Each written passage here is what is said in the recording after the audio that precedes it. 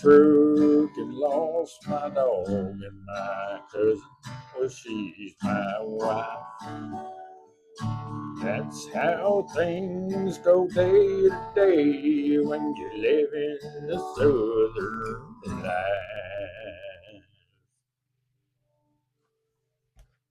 Howdy.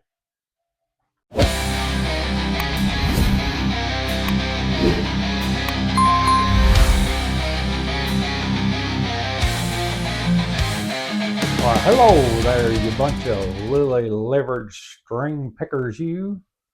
I'm missing my hat. I have been asked to fix this guitar. Not a bad instrument. I've always been kind of a fan of Washburn's. I don't know if you guys watch Ted Talks Guitars in Life. He recently got a Washburn Electric budget series that was absolutely just off the wall with problems, which I hated to see because Washburn has always had a little place in my heart. I mean, I own one right here, the X series, fabulous guitar, fabulous. But when I find that when people get into the realm of budget guitars, now people, I mean manufacturers, they tend to cut corners where corners don't need to be cut. You should have zigged instead of zagged, but you zagged instead of zigged, and now you got a crappy guitar.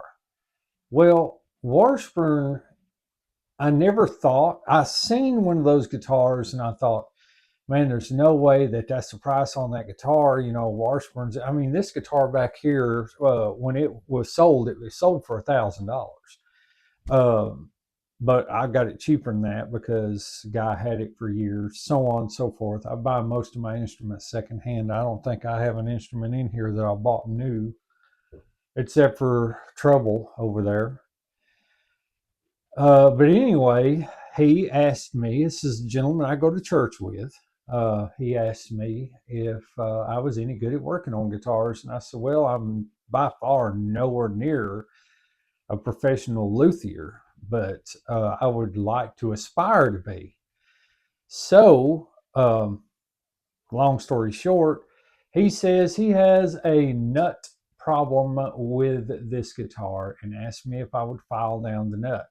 Of course, that is the one thing that every single one of us out there that do stuff like this have anxiety about, because one slip up, out the window, have to start over, take that nut out, put a new nut in, do all that sanding.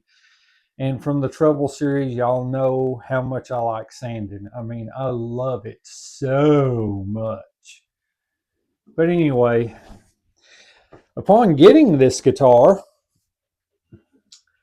it was in a very nice padded gig bag. It was, of course, aftermarket gig bag. It wasn't the one that came with Washburn, but very nice all the same. And took it out and give it an inspection. There is absolutely nothing wrong with the nut. Hip, hip, hooray! So then I got to playing it, which sounds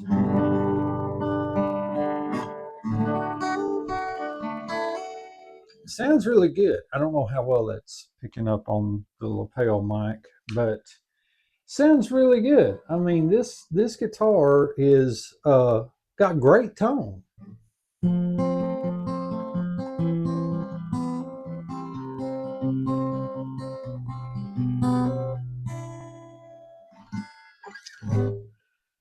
Very, very nice sounding instrument. But Washburn has out another guitar that I've wanted for a long time that has the single cutaway. And it is a beautiful, it's just quilted maple top. And it's just a beautiful guitar. A friend of mine owned one and I wanted it bad. Couldn't get him to budge off of it though. But anyway, the problem with this guitar is, guess what? Not the nut, neck relief.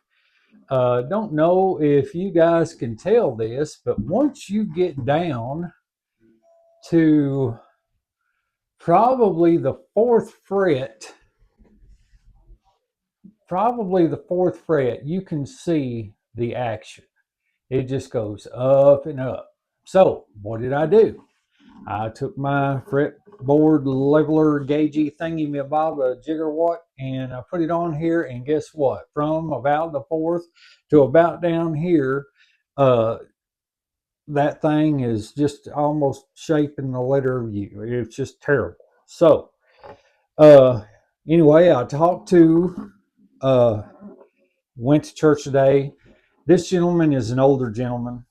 I have a lot of respect for him. He's a really nice guy. Of course, I say that about everybody I go to church with because they are. They're really nice people. They're family to me. And he wasn't at church today. He had some stuff going on. He was sick and everything. And he's an older gentleman. And I know this had to be hard on his fingers. It plays really well here, but once you get down in here, it's not what it's cracked up to be. So what we're going to do today is we're going to take the strings off of this. We're going to put a new set of strings on, and we are going to take the relief out of the neck and leave just a hair bit in there, and just where she's good and smoothed out with just the tiniest bit of relief between probably the 7 and 8 to around the 12 where you can barely see it. Make sure that that little gauge I got doesn't rock or nothing. And before we put the new strings on, we're going to clean up the fretboard. We're going to condition it really well, probably 2, maybe 3 coats, because it looks rather dry. And I'm going to rub down the frets with some 4/0 stain or 4/0 steel wool. Get them good and shiny and polished up, and see if we can bring this thing back to its former glory. I know you guys are used to seeing metal things and electric guitars here and everything, but I do want to stress that I do love all music. I'm not Metal is just more fun for me to play. I do love all music. Uh, I will listen to anything that has a stringed instrument in it. It does not matter. I don't care if it's classical, if it's bluegrass. Quick little side note here, fun fact for you. My favorite instrument's a banjo. Love hearing the banjo. Tried to play one once, epic fail. Will not do, can't use the high string on top. That just blows me away. So I do play mandolin, and I love the blues, jazz, rock, metal, country. I listen to all of it. I listen to every bit of it. And I think that anyone that plays an instrument should have a respect for all forms of music. Yeah, so let's put this thing on the bench and let's get it back to its former glory and make my old brother in Christ proud of it when he gets it back. Okay, here we are on the bench. For anybody wondering, this is the D12S natural finish Washburn. I don't have a whole lot of specs about it, but if I do, then I'll put them up on the screen. And we are going to take these strings off. They got a little bit of age on them. I think that it'll help out just to put a new set of strings on it. We're going to condition the fretboard.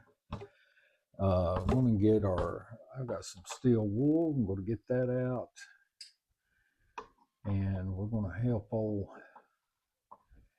Dave out and get this thing looking pretty decent. That fretboard's got some build up on it too. This guy, he's been after me for a while to play music with him and stuff, and He's up in his years, and I've not had a chance to get together with him to play some music. But he's, considering his age, he's an old rocker. He loves the he loves the 60s, 70s, early 80s rock and that kind of stuff. And he's been wanting to get together, but his health has been getting the best of him. So really going to do this up. Going to polish the body, get it real good, nice, and we're going to polish these frets. They do feel smooth. We're just going to put a shine on them a little bit, clean the fretboard. We're going to level this out and put some new strings on it. Everything on this guitar looks good. Uh, okay. Sorry about that. Had to turn a little more light on in here. By the way, I apologize for the glare.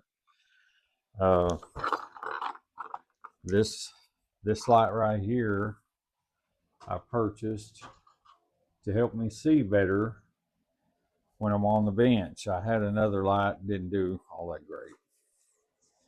And what we're working with, and these come in his guitar case. He had 2 or 3 packs of these and some other stuff in there. Man that's always prepared. That's what I like. We're going to be putting some Martin marquees on here, extra lights, 10 to 47. And hopefully that will do the trick for this guitar. I know it's a little overkill, you know, to break out my Kleins, but it seems like every one of the wire snips that I've gotten have been cheap and they don't want to cut good. And so this one is made to do the job. Okay, let's get our string pegs out here. How do you like my big fancy crowbar? Quite the little dude there, ain't it? Let's see. I use this to get strings out because some of these pegs get driven down in there quite a ways. And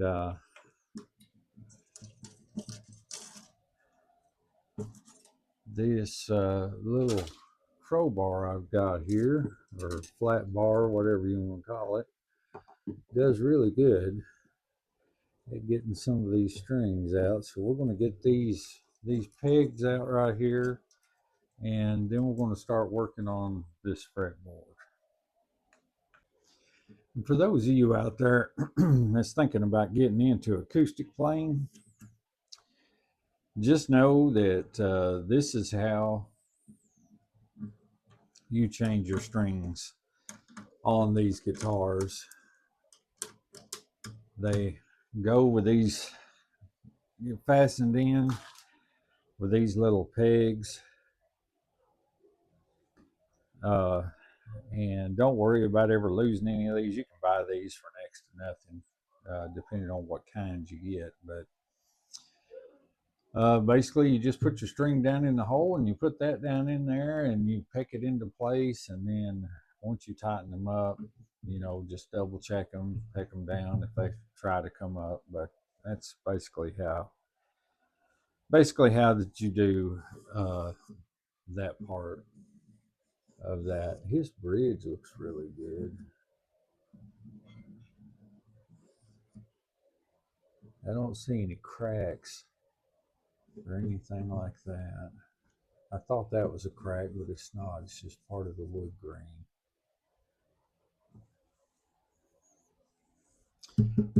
Yeah. Okay. Let's see what we're looking at.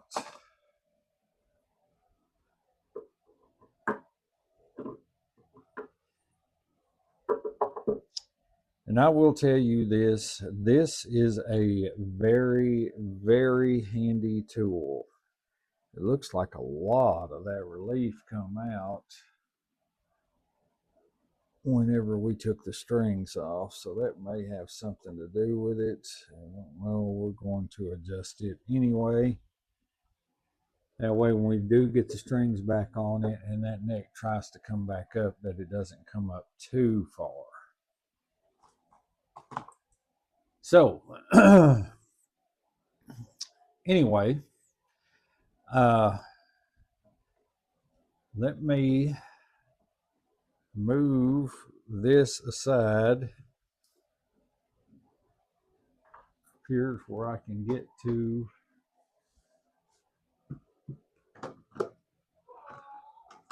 I always keep a little bit of the steel wool around because you never know when you're going to need it. And then what I do for this is I just take a little piece of it, just trim it off.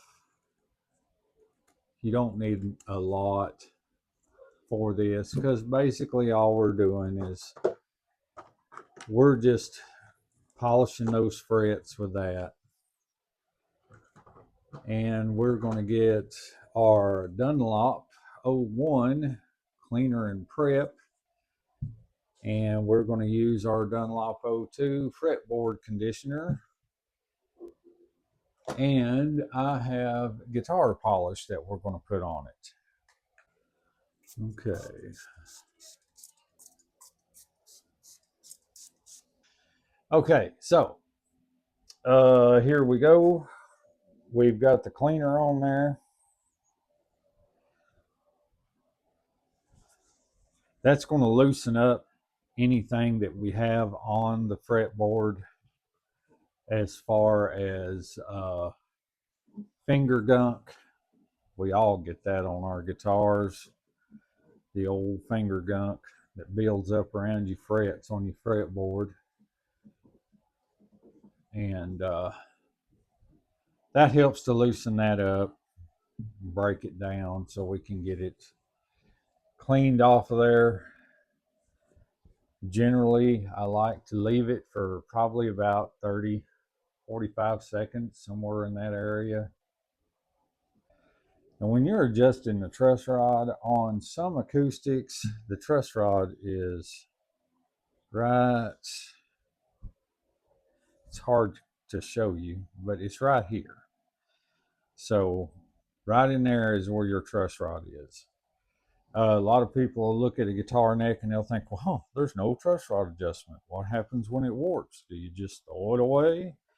Well, not necessarily. It's just in a different spot on the guitar because wood is a finicky thing. It will flex and contract and do all that stuff with humidity change, with temperature change. I keep this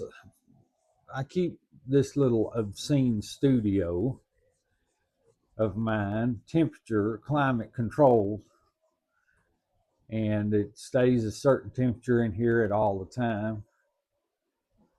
And I like to keep it at that temperature. That way, when I come back into this room and I go to pick up a guitar and play it, if I have to make any adjustments to the tuning, it's very, very minor. I don't have to really do anything much for that, but I did at one time walked out of here and left it off. And brother, let me tell you, it was 20 degrees outside that night, and the next day I come in here, it was not a pretty picture.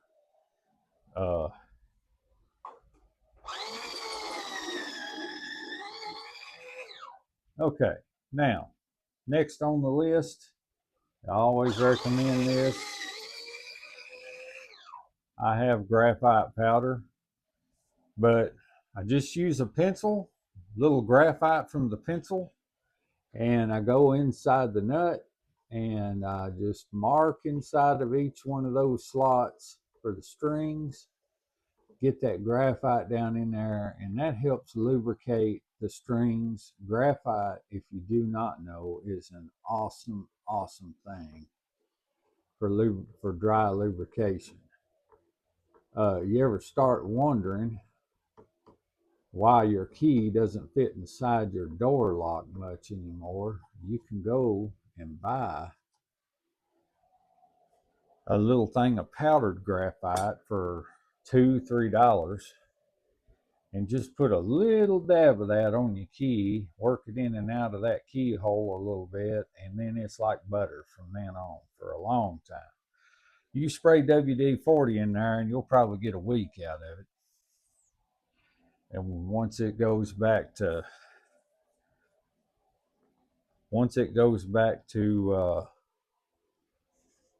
sticking again, you're going to look for another option.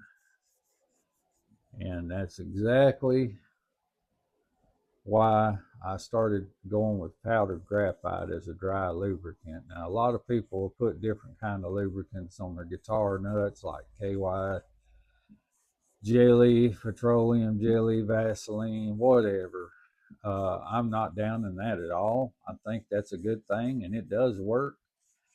I'm just a fan of the dry lubricant. I've always liked using graphite for things like that.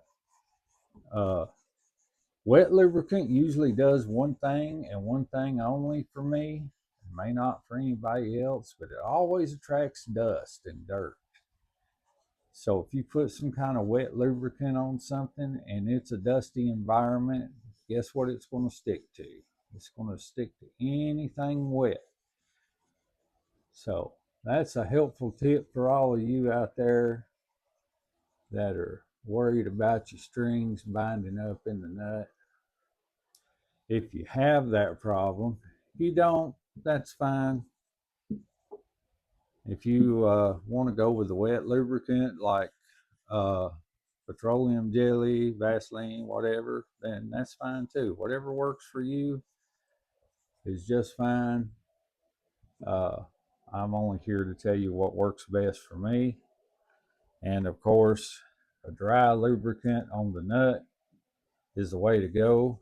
I used to not even use a dry lubricant. I'm gonna go ahead and condition the bridge a little too. Get that wood a little healthy looking. It's probably not had a drink in a long time. But so yeah, that's kind of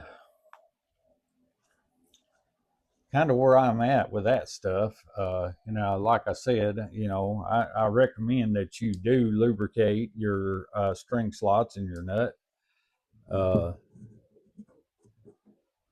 No one wants to be tuning their guitar and hear bang every time a string catches inside the nut slot. But I've done that a million times in my youth and just knowed for sure that I'd broke a string. But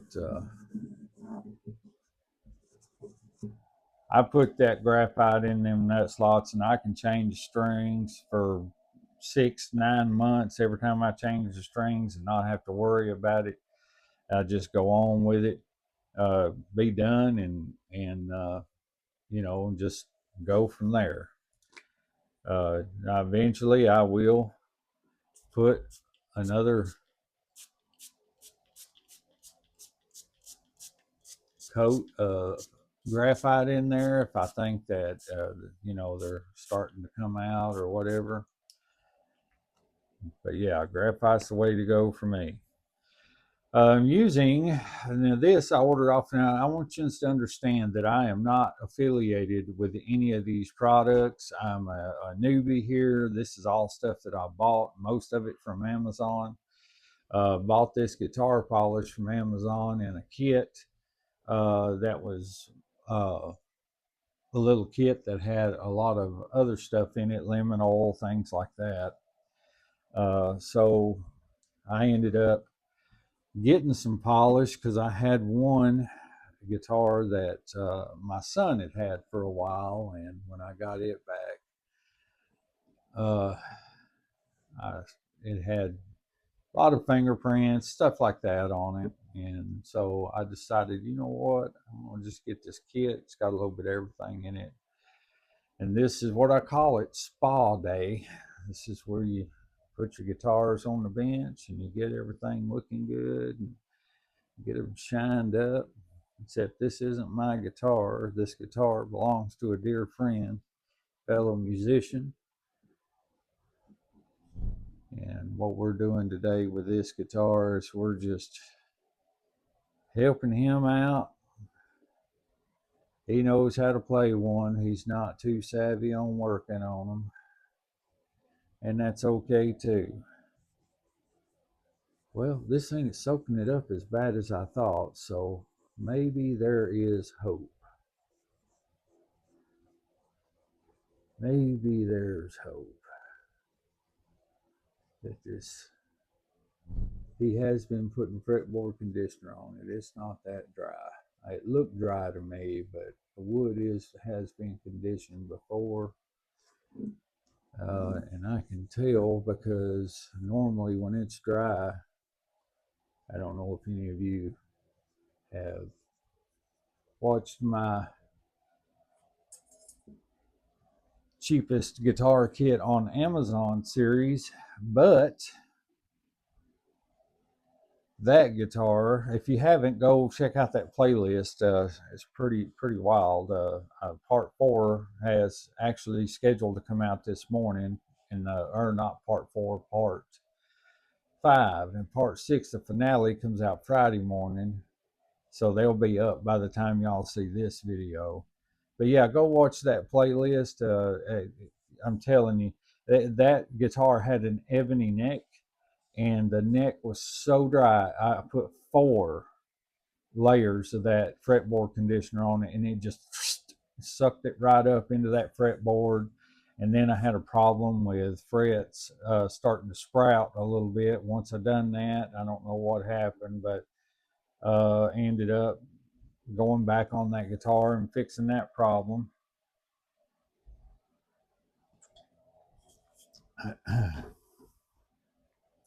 So yeah,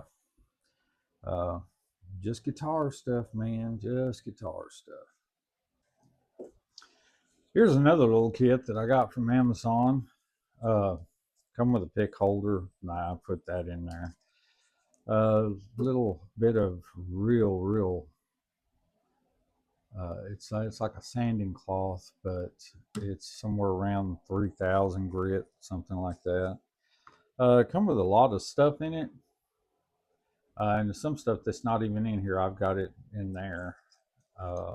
Feeler gauges, your files, got a round, a triangle, and a flat. You know, your crowning tool for your frets, stuff like that. And so we're getting that out. And it has another little device in here that I use quite often, especially when I am cleaning or polishing frets. And that's these little boogers. If you don't know what these are just little steel things that you can put over your frets. You have one for down here, and you've got one for the frets toward the top. Now, in order to do this, like I said, I clean these off with one of these. I'll put this right here, like over the fret like that, and bunch that up to where it's got a little bit of contact.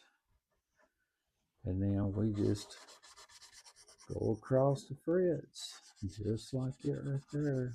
Clean all that gunk and stuff that's on it, which these ain't too bad. Then we'll go across that like that, and then we do our frets all the way out. Okay, we are going to do just the tiniest, and I mean the absolute tiniest of turns. I'm sorry if I keep hitting you guys. The tiniest of turns. tighten that just a little bit. I know that right now that it's setting just a little bit of an up bow on it, but as soon as we get the strings on here, everything should be golden, and that's what we're going to work on right now. Because under tension, I do not like this, by the way. I'll just tell you, I hate, like on the guitar when they have the wheel down there, I like that, but on these it makes it really hard if you do not have an Allen wrench that is about this long down here to where you get good leverage. With this one, I have to come at it like this and turn with this. And with strings on it, you can't really do that. So what I'll have to do is put these strings on it, and then I'm going to turn around once I do that and get the measurement again on the fretboard and see if it's helped out any. Hopefully it does. So I do not know. We'll just have to go from there. Okay. All right. I'm going to show you how we do these strings on this guitar. So like I said, I'm sure most of you out there watching know how to put strings on an acoustic guitar, but I can guarantee you that there is somebody out there that has never done this and has always played electric or whatever. So here we go. Now, Martin likes to send their strings in odd patterns. Most of them have got your first and second string in one pack, but here we have the high E string and the D string, the fourth one. So we have that going for us. So you just drop them down in the hole like that. There's the first string. Here's the D and the fourth. And then what I do is I take one of these pegs right here. I always make sure, I don't know if you can see that, but there's a groove on one side of it. Make sure that your string follows that groove down in the hole. And then you just mash them down in there just like that. And we'll do the same with the E string. We'll just make sure that it follows that groove. And you mash them down in there like that.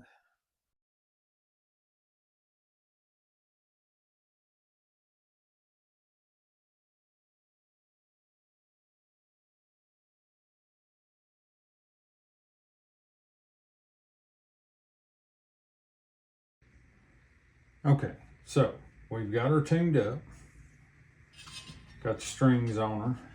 I did go through and pick all of these down, although there is one, maybe two of these that probably need to be replaced. I don't have any on hand though, so we're just doing without as far as that goes. So we're gonna go through and clip our strings off. We're going to let them strings stretch just a little bit, but while we're at it, we're going to go ahead and check our relief again. I am going to put up on the screen a diagram of what you need to be looking for when you adjust. Oh yeah, baby, that's perfect. Yeah, let's make sure it's not. Of course, you got to give it a few minutes, but right now I've got just the tiniest bit of daylight between the 7th and the 10th, and none anywhere else. But yeah, man, I think he's going to be really happy with that. Always remember when you adjust your truss rod to do it in very, very small intervals. With me, I did probably a quarter turn. And once I got that quarter turn in there, that's when I decided to put strings on it. And because the string tension itself pulls the headstock, pulls the neck. So you may have, without strings, an up bow where your little gauge here will rock back and forth on the neck because it's high in the center. And then put strings on it, and then you'll have relief, you know, in the center. Well, I had the rocking without the strings on it, but there wasn't a lot of it, if you know what I mean. So I knew if I put the strings back on there, I would be in the same situation I was when I took the old strings off. So basically what I did was I give it a quarter turn, and then I put the strings on it, and from there I decided, you know what, we're going to check that out. I keep bumping into y'all, I'm sorry. From there I'm going to check it out, and I'm going to see how well this fits on the gauge. And right now I have got a tiniest bit of daylight between here and here, about the 7th and 12th, somewhere around in there, and a little bit of relief is just fine. And you check, no string buzz. And let's look here, let's do here in the first fret. Oh yeah, it's perfect. It's perfect. And that there, string pickers, is spa day for my good buddy Dave's Washburn guitar. We just basically got in here and done everything that you've seen in the video. Got the frets looking nice and shiny. Fretboard looks a little better now. Also, I had put some string conditioner. It's a string conditioner and lubricant is what it is. Now I put it on, it's the XLR8. This is actually string conditioner on this pad. I just had to put other string conditioner in there because it dries up after a while. So generally I put that on there.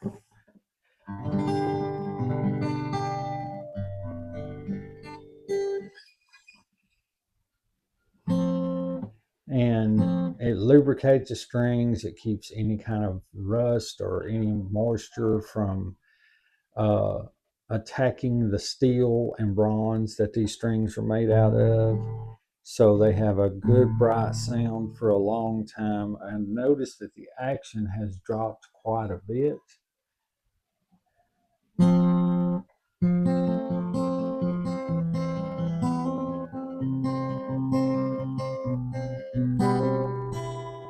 Got a real nice sound to it. Like I said, I've been a fan of Washburn for a long time, but they're just like any other company.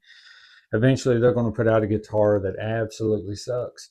This one does not. This one is very, very nice guitar, good clean sound.